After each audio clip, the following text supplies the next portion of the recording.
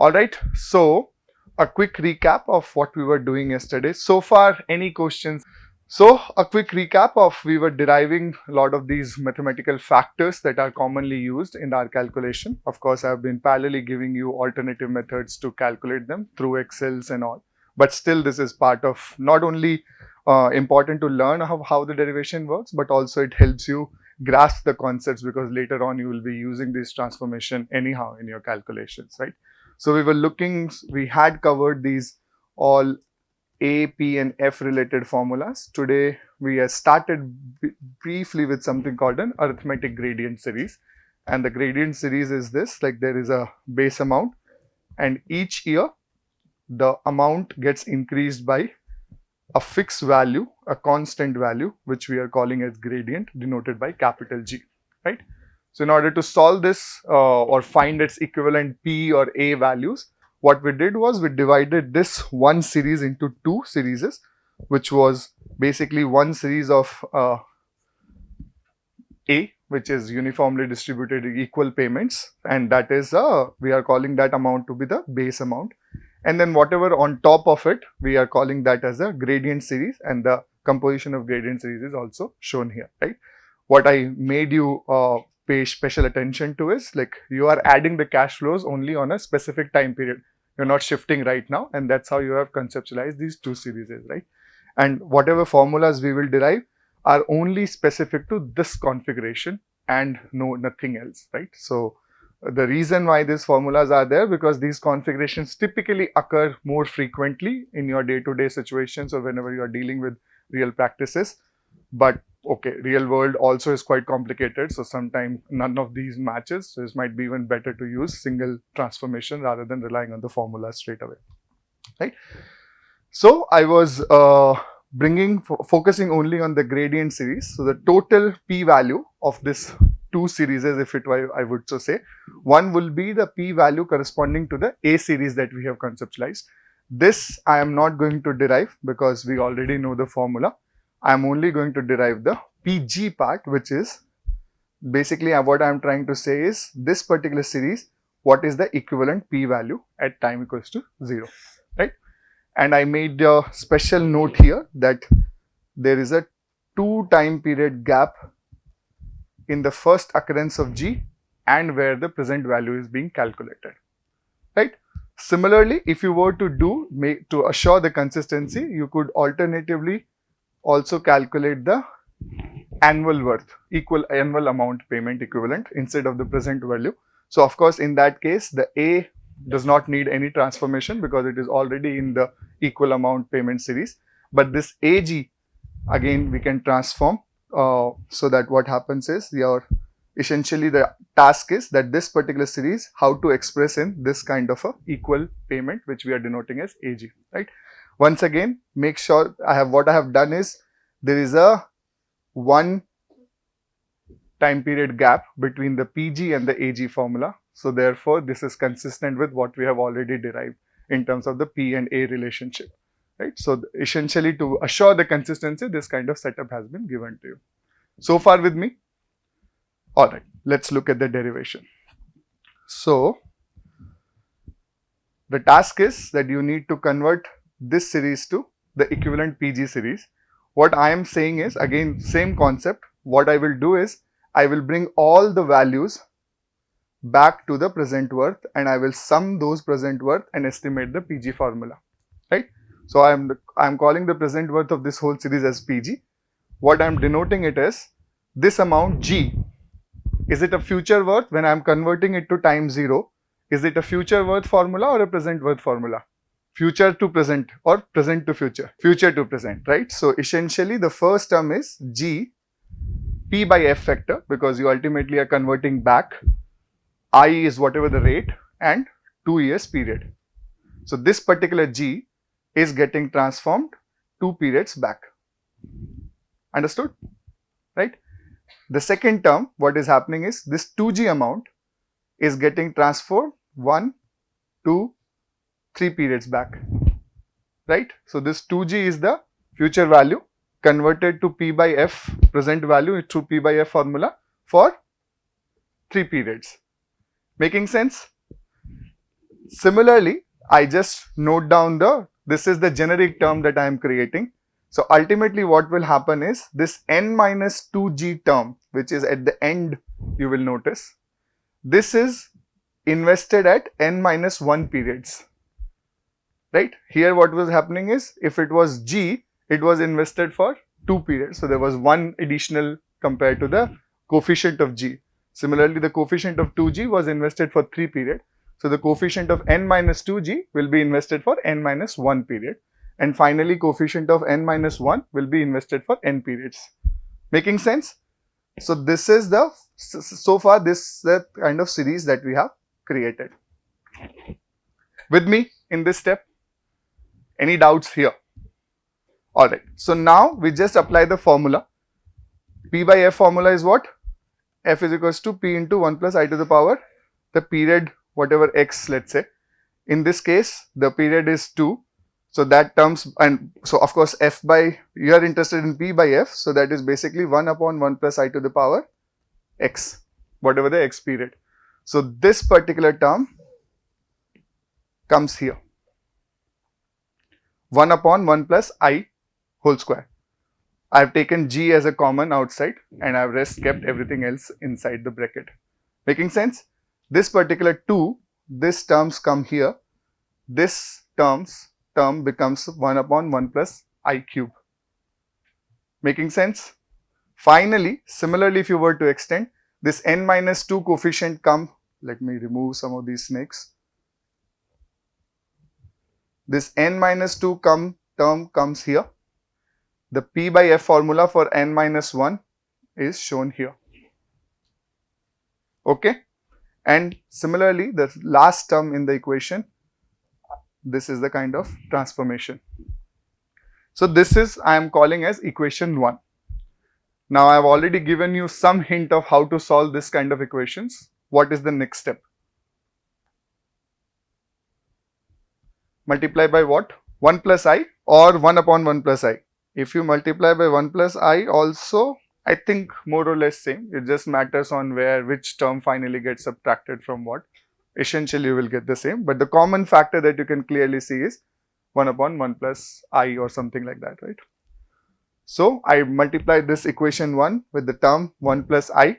So this left hand side becomes Pg into 1 plus I, and here 1 power removes. So earlier this term was 2, so it becomes 1.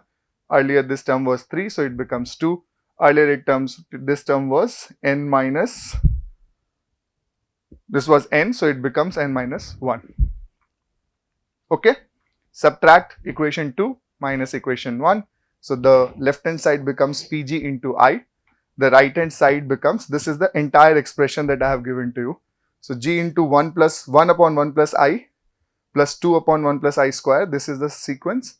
And then another sequence is the original term that you had done. So far with me, this is the multiplied term. Pg into 1 plus I is this expression, and this expression I am borrowing from the previous slide. This is the equation 1 basically. So far with me. Now, is there a direct cancellation? Yeah, so it's basically the numerators will become 1 because what you will see here, the 1 plus I square term has 2 in the numerator. Here the 1 plus I square term has 1 in the numerator. So 2 minus 1 remains 1. Here the term 1 plus I cube will have 2 in the numerator. In this series it will be actually 3 upon 1 plus I cube. So again if you subtract, it will again become 1 upon 1 plus I cube, right? So essentially this series converts to 1 upon 1 plus I, 1 upon 1 plus I square, so on and so forth, 1 upon 1 plus I to the power n. Minus this term will remain additional. This last term, this particular term will come additional. Okay? Because you are essentially this is how the transition will happen, and then when you convert this and this, finally you will get the value. Okay? Try if you are not able to. I am actually summarizing it a little bit. And now I have left it very nicely in terms of how it can be further simplified.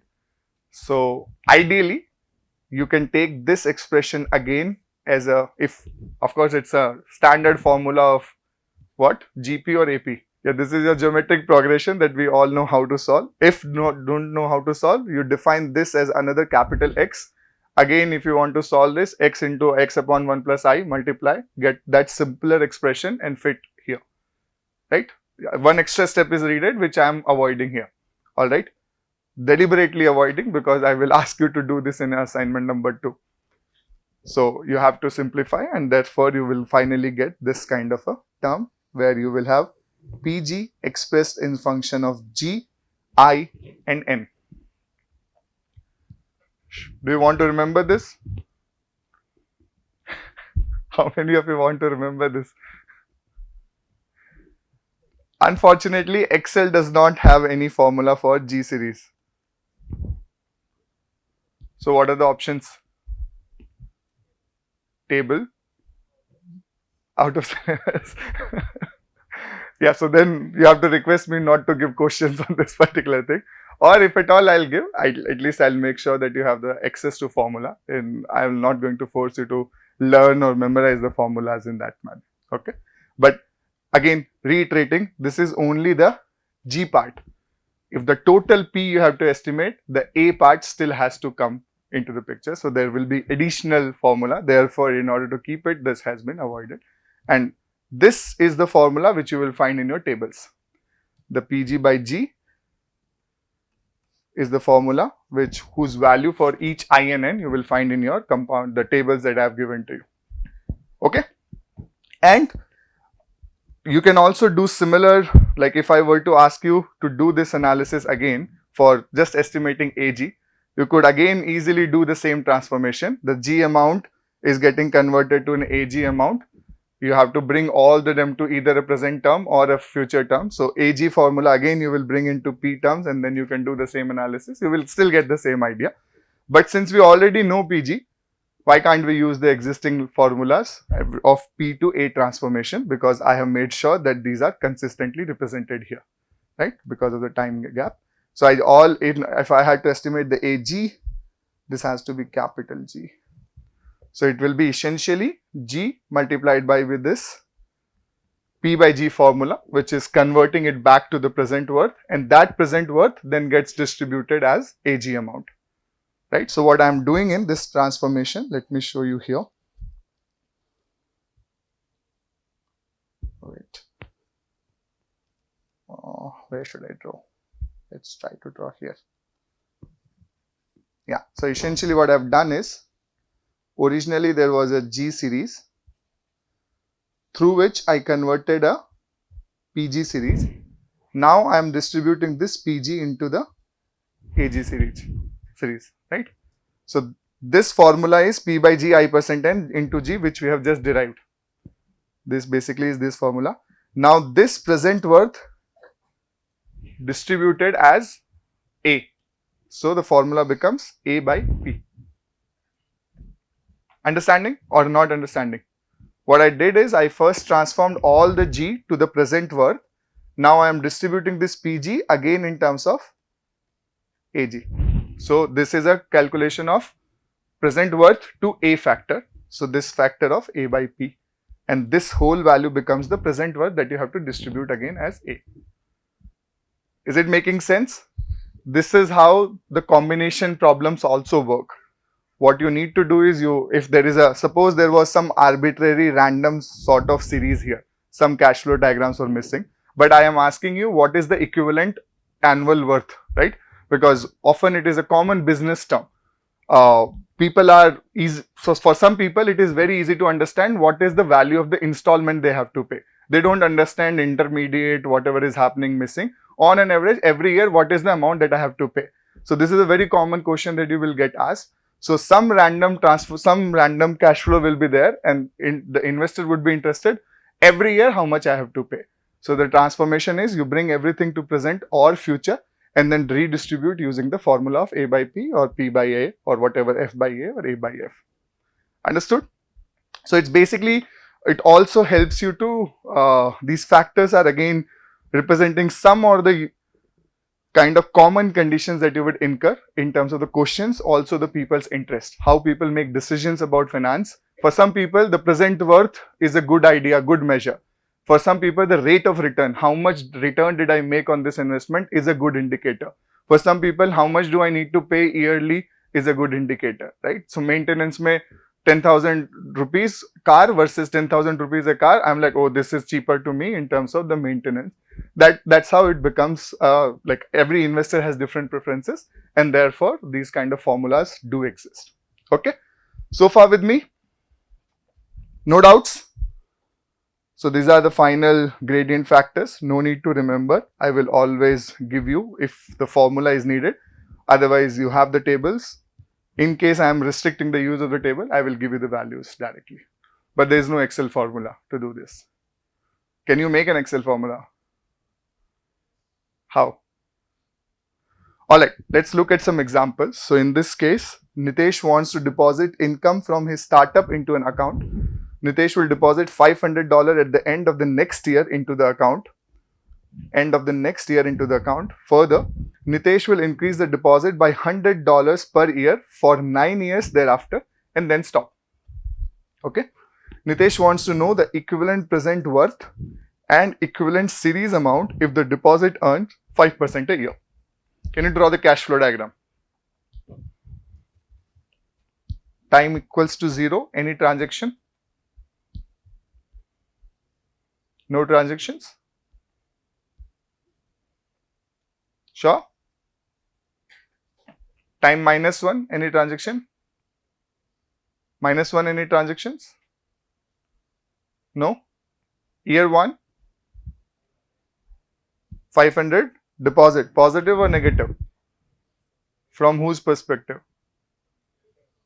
From Nitesh's perspective, is it positive or negative? Negative. So you are putting $500. Then year 2, 600.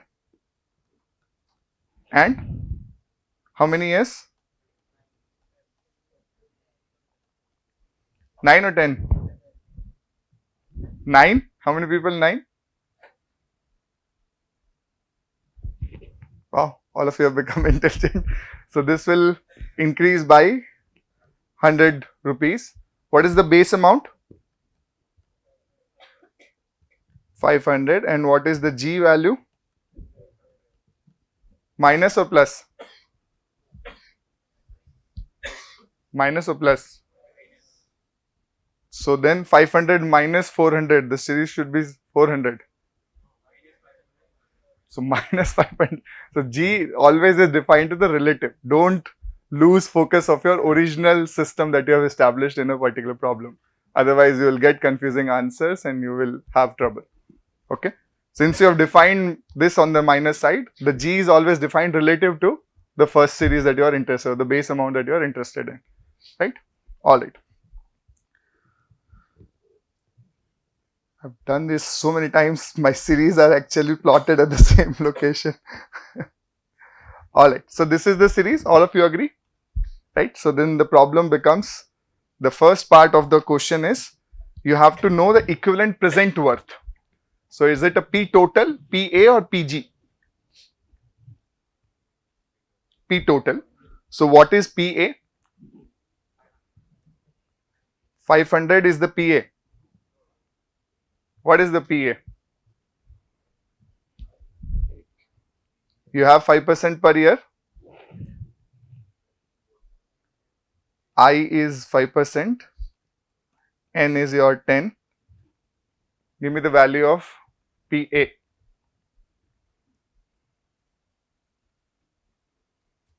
What is the value of PA?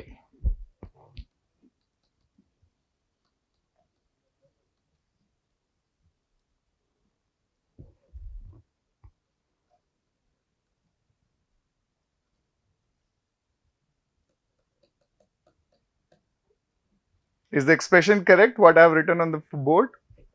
500 multiplied by P by A factor, or it has to be A by P factor? P by A. So what is the value of P by A? 5% 10? 7.72. Okay. And then what is the value of PG?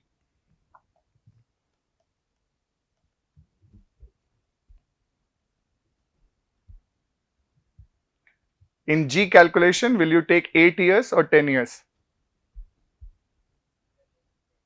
Why? Good. So what is the PG value? 31.65.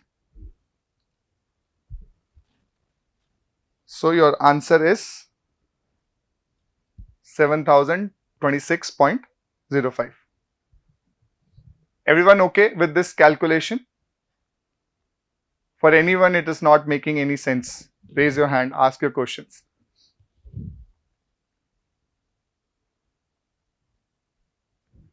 So the base amount we converted into, this is an A series, so we converted that into present worth using P by A formula, 5% for 10. The 100 is the G value, we converted that again using the P by G formula. I am giving you not the formula, you are reading the value from the table. Both the values that you gave me were reasonably correct, and this is the answer that you are going to get. Alright, second question. What is the second question? Equivalent series amount. So what do you have to estimate here? AG. A or AG? A total or AG? A total you have to estimate. So what is the step to estimate A total? Estimate AG and add it to 500. 500 directly you can add, or 500 also needs a transformation. Sure? How many people want to transform 500 also?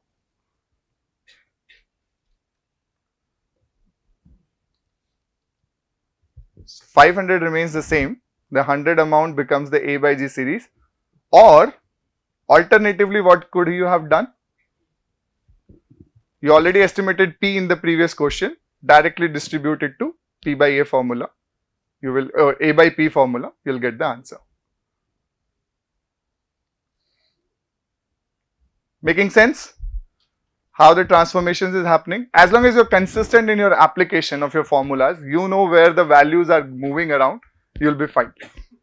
All these formulas are internally consistent the way they have been derived, but you have to really know the time difference and all, where exactly it is being calculated. That's the key.